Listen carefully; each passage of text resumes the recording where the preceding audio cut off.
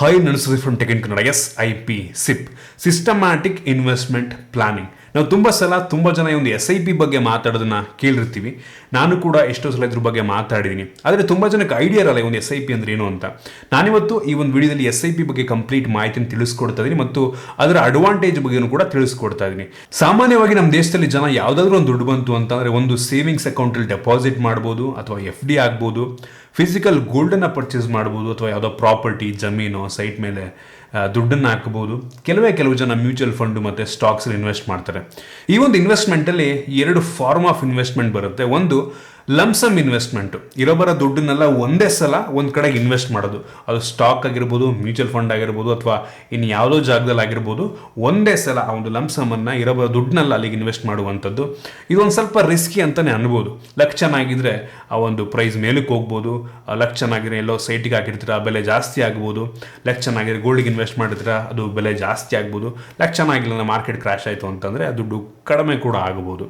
ಇನ್ನೊಂದು form of investment ಇದೆ, SIP systematic investment planning. ಈ ಹೆಸರು ಹೇಳೋ ರೀತಿ ಸಿಸ್ಟಮ್ಯಾಟಿಕ್ ಆಗಿ ಇನ್ವೆಸ್ಟ್ಮೆಂಟ್ ಮಾಡ್ಕೊಂಡು ಹೋಗೋದು ಅಂತ ಆಯ್ತಾ. ಸೊ ಈ ಒಂದು SIP ಅನ್ನು ನೀವು ಬೇಕಾದರೆ ಮಂತ್ಲಿ ಒನ್ಸ್ ಬೇಕಾದರೂ ಇನ್ವೆಸ್ಟ್ ಮಾಡ್ಬೋದು, ಅಥವಾ ಮಂತ್ಲಿ ಟ್ವೈಸ್ ಬೇಕಾದರೂ 2 ತಿಂಗಳಿಗೆ ಒಂದ್ಸಲ ಬೇಕಾದ್ರೂ ಇನ್ವೆಸ್ಟ್ ಮಾಡ್ಬೋದು, ಅಥವಾ ತಿಂಗಳಲ್ಲಿ 2 ಸಲ ಬೇಕಾದರೂ ಇನ್ವೆಸ್ಟ್ ಮಾಡ್ಬೋದು, ವಾರಕ್ಕೆ ಒಂದಿನ ಬೇಕಾದರೂ ಇನ್ವೆಸ್ಟ್ ಮಾಡ್ಬೋದು. ನಿಮಗೆ ಇಷ್ಟ ಬಂದಂಗೆ ಈ ಒಂದು SIPಯಲ್ಲಿ ಇನ್ವೆಸ್ಟ್ ಮಾಡ್ಬೋದು. ಬಟ್ ಸಿಸ್ಟಮ್ಯಾಟಿಕಾಗಿ ಮಾಡ್ಕೊಂಡು ಹೋಗ್ಬೇಕು. ವಾರಕ್ಕೆ ಒಂದಿನ ಅಂದರೆ ವಾರಕ್ಕೆ ಒಂದಿನ ಕರೆಕ್ಟಾಗಿ ಇನ್ವೆಸ್ಟ್ ಮಾಡ್ಕೊಂಡು ಹೋಗ್ಬೇಕು. ಸೊ ಆ ರೀತಿ. ಇನ್ನೊಂದು ಅಡ್ವಾಂಟೇಜ್ ಏನಪ್ಪ ಅಂತ ಅಂದರೆ, ನೀವು ಬೇಡ ಅಂತಂದರೆ ಯಾವಾಗ ಬೇಕಾದರೂ ಕ್ಯಾನ್ಸಲ್ ಕೂಡ ಮಾಡ್ಬೋದು ಇದನ್ನ, ಈ ಒಂದು SIPಯನ್ನು. SIP ಈ ತಿಂಗಳು ಕಟ್ಟಕ್ಕೆ ಆಗ್ತಿಲ್ಲ, ನಂಗೆ ಸೇವಿಂಗ್ಸ್ ಆಗ್ತಲ್ಲ, ಈ ಸಲ ನಾನು ಆಗೋದೇ ಇಲ್ಲ ಅಂತಂದರೆ ಬೇಕಾದ್ರೆ ಕ್ಯಾನ್ಸಲ್ ಕೂಡ ಮಾಡ್ಬೋದು. ಅದಕ್ಕೆ ಏನು ಪೆನಾಲ್ಟಿ ಏನೂ ಇರಲ್ಲ. ನಿಮ್ಗೆ ಇಷ್ಟ ಬಂದಾಗ ಬೇಕಾದ್ರೆ ನೀವು ಕ್ಯಾನ್ಸಲ್ ಕೂಡ ಮಾಡ್ಬೋದು, ಇನ್ವೆಸ್ಟ್ ಕೂಡ ಮಾಡ್ಬೋದು. ಇದೊಂದು ಪ್ಲಸ್ ಪಾಯಿಂಟು. ಜೊತೆಗೆ ಕೇವಲ 500 ರೂಪಾಯಿಂದ ಕೂಡ ನೀವು ಒಂದು SIPಯನ್ನು ಶುರು ಮಾಡ್ಬೋದು. ಇನ್ನು ಕೆಲವೊಂದು ಪ್ಲಾಟ್ಫಾರ್ಮ್ 100 ರೂಪಾಯಿ ಕೂಡ ಇರುತ್ತೆ ಆಯಿತಾ. ಸೊ 500 ರೂಪಾಯಿ ಮಿನಿಮಮ್ ಅಂತ ಅಂದ್ಕೊಳ್ಳಿ. ಸೊ ಲಿಟ್ರಲಿ ಎಷ್ಟೋ ಜನಕ್ಕೆ ದುಡ್ಡನ್ನು ಸೇವ್ ಮಾಡೋಕೆ ಆಗ್ತಾ ಇರಲ್ಲ. ಸೊ ಕಷ್ಟಪಟ್ಟು ಒಂದು 500,000 ಸೇವ್ ಮಾಡ್ತಾ ಇರ್ತಾರೆ. ಸ್ವಂತವರಿಗೆ ಇದು ನಂಗೆ ತುಂಬ ಹೆಲ್ಪ್ ಆಗುತ್ತೆ. ನೀವೇನು ಒಂದು 10,000ನೇ ಕಟ್ಟಬೇಕು ತಿಂಗಳಿಗೆ ಅಂತ ಅಲ್ಲ, ಮಿನಿಮಮ್ 500 ರೂಪಾಯಿ ಇದ್ರೂ ಸಾಕು. ಆರಾಮಾಗಿ ಅದೇ 500 ರೂಪಾಯಿನ ಸಿಸ್ಟಮ್ಯಾಟಿಕ್ಕಾಗಿ ಇನ್ವೆಸ್ಟ್ ಮಾಡ್ಕೊಂಡು ಹೋಗ್ಬೇಕಾಗುತ್ತೆ. ತಿಂಗಳಿಗೆ ಒಂದ್ಸಲ ಮಾಡ್ತೀರಾ, ತಿಂಗಳಿಗೆ 500 ರೂಪಾಯಿ ಮಾಡ್ತೀರಾ, ತಿಂಗಳಿಗೆ ಕರೆಕ್ಟಾಗಿ 500 ರೂಪಾಯಿ ಮಾಡ್ಕೊಂಡು ಹೋಗ್ಬೇಕಾಗತ್ತೆ. ಅಥವಾ ವಾರಕ್ಕೆ ಒಂದು 500 ರೂಪಾಯಿ ಮಾಡ್ತೀರಾ, ಕರೆಕ್ಟಾಗಿ ಒಂದು 500 ರೂಪಾಯಿ ಇನ್ವೆಸ್ಟ್ ಮಾಡ್ತಾ ಹೋಗ್ಬೇಕಾಗತ್ತೆ ಆಯಿತಾ. ಈ ಒಂದು SIPಯಲ್ಲಿ ಇನ್ನೊಂದು ಪ್ಲಸ್ ಪಾಯಿಂಟ್ ಏನಪ್ಪ ಅಂತಂದರೆ, ಮಾರ್ಕೆಟ್ ವೊಲಟಾಲಿಟಿ ಇರುತ್ತಲ್ವ, ಮಾರ್ಕೆಟ್ ಒಂದೊಂದ್ಸಲ ಕ್ರ್ಯಾಶ್ ಆಗ್ತಾ ಇರುತ್ತೆ, ಒಂದೊಂದ್ಸಲ ಮೇಲ್ಗೆ ಹೋಗ್ತಾ ಇರುತ್ತೆ.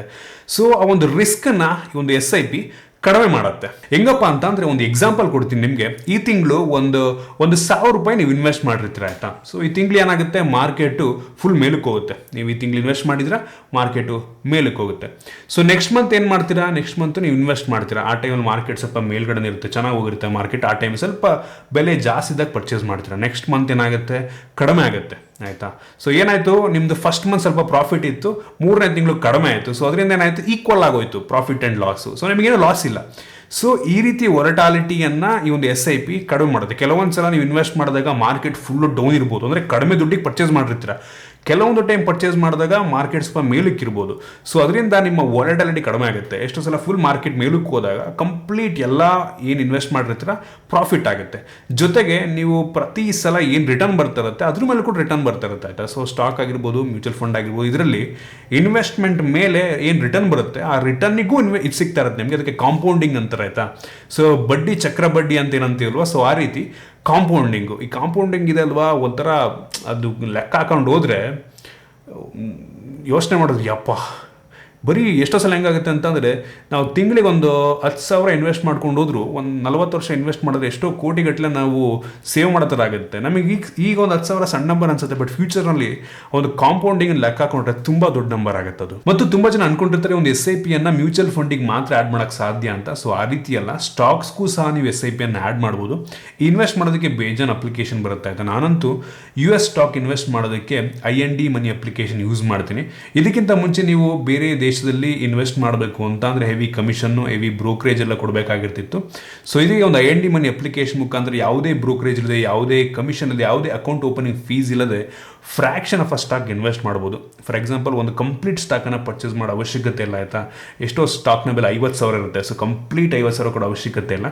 ಫ್ರ್ಯಾಕ್ಷನ್ ನಿಮಗೆ ಇಷ್ಟ ಬಂದಷ್ಟು 100 ರೂಪಾಯಿ, 200, 500, 1000 ನಿಮ್ಮ ಕೈಲಾದಷ್ಟು ಇನ್ವೆಸ್ಟ್ ಮಾಡ್ಬೋದು. ಜೊತೆಗೆ US ಸ್ಟಾಕ್ ಅಕೌಂಟನ್ನು ಓಪನ್ ಮಾಡುವಂಥದ್ದು ತುಂಬ ಸಿಂಪಲ್, ಕೆಲವು ನಿಮಿಷಗಳಲ್ಲಿ US ಸ್ಟಾಕ್ ಅಕೌಂಟನ್ನು ಓಪನ್ ಮಾಡ್ಬೋದು. ಆಯಿತಾ, ನೀವೇನು ಈ ಒಂದು IND ಮನಿ ಅಪ್ಲಿಕೇಶನ್ ಇನ್ಸ್ಟಾಲ್ ಮಾಡ್ಕೊಂಡಿಲ್ಲ, ಡಿಸ್ಕ್ರಿಪ್ಷನ್ ಲಿಂಕ್ ಕೊಡ್ತೀನಿ. ಆ ಒಂದು ಲಿಂಕ್ನ ಮುಖಾಂತರ ನೀವು ಇನ್ವೆಸ್ಟ್ ಮಾಡಿಕೊಂಡು ಫಸ್ಟ್ ಟೈಮ್ ಫಂಡ್ ಮಾಡ್ತೀರಲ್ವಾ, ಸೊ ಆ ಟೈಮಲ್ಲಿ ₹750 ಆಪಲ್ ಸ್ಟಾಕ್ಸ್ ನಿಮಗೆ ಫ್ರೀಯಾಗಿ ಸಿಗ್ತಾ ಇರುವಂಥದ್ದು. ಸೊ ಒಂದ್ಸಲ ಟ್ರೈ ಮಾಡಿ ನೋಡಿ. ಇನ್ನು ಕಾಂಪೌಂಡಿಂಗ್ ಬಗ್ಗೆ ಮಾತನಾಡಬೇಕು ಅಂತ ಅಂದರೆ, ನೀವೇನು ಇನ್ವೆಸ್ಟ್ ಮಾಡ್ತೀರಾ ಅದು 1 ತಿಂಗಳು 2 ತಿಂಗಳಲ್ಲ, ಆಯಿತಾ, ವರ್ಷಾನಗಟ್ಟಲೆ ಲಾಂಗ್ ಟರ್ಮ್ ಯೋಚನೆ ಮಾಡಬೇಕಾಗತ್ತೆ. ಆಯಿತಾ, ಇವತ್ತು ಇನ್ವೆಸ್ಟ್ ಮಾಡಿ ನೆಕ್ಸ್ಟ್ ಮಂತ್ ದುಡ್ಡು ಬರಬೇಕು ಅಂತಂದ್ರೆ ಆಗಲ್ಲ. ಎಷ್ಟೋ ಸಲ 5 ವರ್ಷ ಆಗ್ಬೋದು, 6 ವರ್ಷ, ಹೆವಿ ಎಷ್ಟು ಲಾಂಗ್ ಟರ್ಮ್ ಇನ್ವೆಸ್ಟ್ ಮಾಡ್ತೀರಾ ಅಷ್ಟು ಕಾಂಪೌಂಡಿಂಗ್ ಎಫೆಕ್ಟ್ ನಿಮಗೆ ಜಾಸ್ತಿ ಆಗ್ತಾ ಹೋಗುತ್ತೆ. ಆಯಿತಾ, ಒಂದು ವಿಷಯ ತಲ್ಲಿಡ್ಕೊಬೇಕಾಗತ್ತೆ, ನಾವು ಒಂದು ಗೋಲ್ನ ಸೆಟ್ ಮಾಡ್ಕೊಳ್ಳಿ. ಏನೋ ಒಂದು ಮನೆ ಪರ್ಚೇಸ್ ಮಾಡಬೇಕು ಅನ್ನೋ ಒಂದು ಗೋಲ್ನ ತಲ್ಲಿಡ್ಕೊಂಡು ಇನ್ವೆಸ್ಟ್ ಮಾಡ್ಕೊಂಡು ಹೋಗಿ, ಅಥವಾ ಕಾರ್ ಪರ್ಚೇಸ್ ಮಾಡಬೇಕು, ಒಂದು ಗೋಲ್ ಇಟ್ಕೊಳ್ಳಿ, ಅದಕ್ಕೆ ಎಷ್ಟು ದುಡ್ಡು ಬೇಕು ಅಷ್ಟು ದುಡ್ಡನ್ನು ಅಷ್ಟು ದುಡ್ಡು ನಮಗೆ ಬೇಕು ಅಂತ ಅಂದರೆ ಮಂತ್ಲಿ ಎಷ್ಟು ಇನ್ವೆಸ್ಟ್ ಮಾಡಿದ್ರೆ ಇಷ್ಟು ರಿಟರ್ನ್ ಮುಖಾಂತರ ನೆಕ್ಸ್ಟ್ ಎಷ್ಟು ವರ್ಷ ಇನ್ವೆಸ್ಟ್ ಮಾಡಬೇಕಾಗಿ ಇದನ್ನೆಲ್ಲ ಪ್ಲ್ಯಾನ್ ಮಾಡ್ಕೊಂಡು ಮಾಡಿ. ಮತ್ತು ಯಾವ ಫಂಡಿಗೆ ಇನ್ವೆಸ್ಟ್ ಮಾಡ್ತಾ ಇದ್ದೀರಾ ಅದು ನೋಡ್ಕೊಳ್ಳಿ. ಎಕ್ಸಿಟ್ ಲೋಡ್ ಹೆಂಗಿದೆ, ಅದಕ್ಕೇನಾದರೂ ಅವ್ರದ್ದು ಎಕ್ಸ್ಪೆನ್ಸ್ ರೇಷಿಯೋ ಏನೇನೋ ಇರುತ್ತೆ. ಆಯಿತಾ, ಸೊ ಅದನ್ನು ನೋಡ್ಕೊಳ್ಳಿ, ಜಾಸ್ತಿ ಇದೆಯಾ ಕಡಿಮೆ ಇದೆಯಾ, ಸೊ ಟ್ಯಾಕ್ಸ್ ಬೆನಿಫಿಟ್ಸ್ ಇದೆಯಾ, ಸೊ ಇದನ್ನು ನೋಡಿಕೊಂಡು ನೀವು ಇನ್ವೆಸ್ಟ್ ಮಾಡಬೇಕಾಗುತ್ತೆ. ಸೊ ಲಾಂಗ್ ಟರ್ಮ್ 1 ತಿಂಗಳು 2 ತಿಂಗಳು 1 ವರ್ಷದಲ್ಲಿ ಏನೂ ಆಗಲ್ಲ, ಕಂಪ್ಲೀಟ್ ಲಾಂಗ್ ಟರ್ಮ್ ಇನ್ವೆಸ್ಟ್ ಮಾಡಬೇಕಾಗುತ್ತೆ. ಒಂದು ಎಕ್ಸಾಂಪಲ್ ಕೊಡ್ತೀನಿ. ಆಯಿತಾ, ಸೊ ನೀವೇನಾದರೂ 3 ವರ್ಷ ಮುಂಚೆ, ಆಯಿತಾ, 3 ವರ್ಷ ಮುಂಚೆ ಗೂಗಲ್ಗೆ ತಿಂಗಳ ₹10,000 ಇನ್ವೆಸ್ಟ್ ಮಾಡ್ಕೊಂಡು ಹೋಗಿದ್ದಿದ್ರೆ, ಈಗ 3 ವರ್ಷ ಆದ ನಂತರ ಅದೇ 10,000 ನಿಮಗೆ 6,11,000 ಆಗ್ತಾ ಇತ್ತು. 6,11,000 ಲೆಕ್ಕ ಹಾಕೊಳ್ಳಿ ನೀವು ಎಷ್ಟು ಇನ್ವೆಸ್ಟ್ ಮಾಡಿರ್ತಿದ್ರಿ ಅಂತ. ಸೊ 12 ಮೂರ್ಲಿ 36 ಆಗುತ್ತೆ. ಅಂದರೆ 3,60,000 ಇನ್ವೆಸ್ಟ್ ಮಾಡಿರ್ತೀರ, ಅದು ನಿಮಗೆ 6,11,000 ಆಗಿರುತ್ತೆ ಬರೀ 3 ವರ್ಷಕ್ಕೆ. ಇನ್ನು 5 ವರ್ಷ ಮುಂಚೆ ನೀವೇನಾದರೂ ಗೂಗಲ್ಗೆ ನೀವು SIP 10,000 ನೀವು ಇನ್ವೆಸ್ಟ್ ಮಾಡೋಕ್ಕೆ ಶುರು ಮಾಡಿದಿದ್ರೆ, ಇವತ್ತು ಆ ದುಡ್ಡು 11,63,000 ಆಗ್ತಾ ಇತ್ತು. ಸೊ ಯೋಚನೆ ಮಾಡ್ಕೊಳ್ಳಿ ಎಷ್ಟು ಕಾಂಪೌಂಡಿಂಗ್, ಎಷ್ಟು ಎಫೆಕ್ಟ್ ಇದೆ ಅಂತ ಅದರಲ್ಲಿ.